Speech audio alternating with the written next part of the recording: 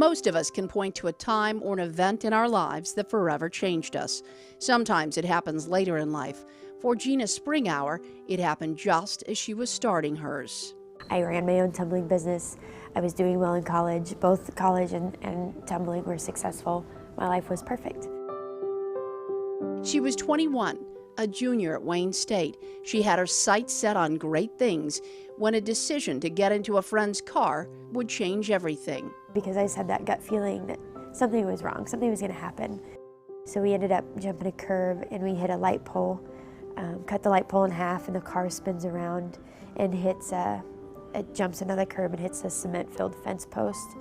The car flipped several times. Gina rolled with it before being tossed out onto the gravel. They say when I went through the window, I kind of went through, like, my butt came out first, so I bent in half, and that's actually when my back broke. The fact Gina survived without so much as a scrape on her head is nothing short of a miracle.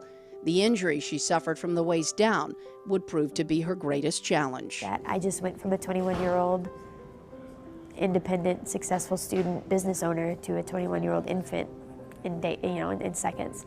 But as you're about to learn, roadblocks don't exist in Gina's world. I've always kind of been that kind of person where whatever life gives you, roll with it. And so she did.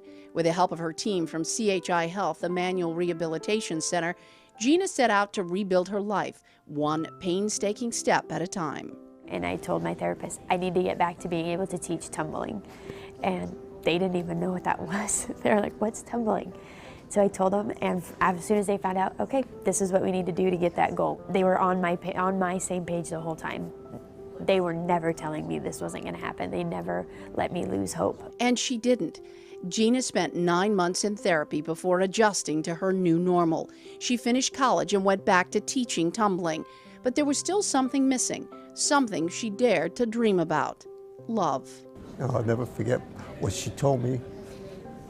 It was a few years after the accident. She says, "Dad, you think anybody will ever love me?" I said, "They will, sweetheart." I said, "We're just filtering through a lot of things right now. Someone will find you. Someone will love you for what you are." And then came John, the guy with the big smile, who only noticed hers. She makes me feel like I'm 6 years old again. You know, she kind of brings out the little kid in me. The two became one September 13th, 2014. Friends and family had no idea the bride, who spent the last 6 years in a wheelchair, would walk down the aisle with the help of specially designed braces. Our concentration was so focused that day. The man who never left her side. It was full of joy. It was like I was floating with her. And her team at CHI Health. It all started right here at CHI with all the work, all the practicing, all the therapists, all the positive reinforcing, all the extra help. Everyone went the extra mile to help us out here. The true meaning of helping one another is what we got here from day one. Gina got that day every bride dreams of, and more. The dress, the flowers, the walk with Dad and all its struggles, and the groom who sees past the wheelchair to the girl who lights up a room. John's not just getting a wife that can do all sorts of things. He's getting a wife in a wheelchair that does things differently and needs his help more often than not. And to have somebody that's totally okay with that and accepts me, that's a feeling I never thought I was gonna have when I was little. I just always kind of thought, I'm gonna have somebody that loves me a whole bunch. Now I have somebody that loves me a whole bunch, and I'm sure of it.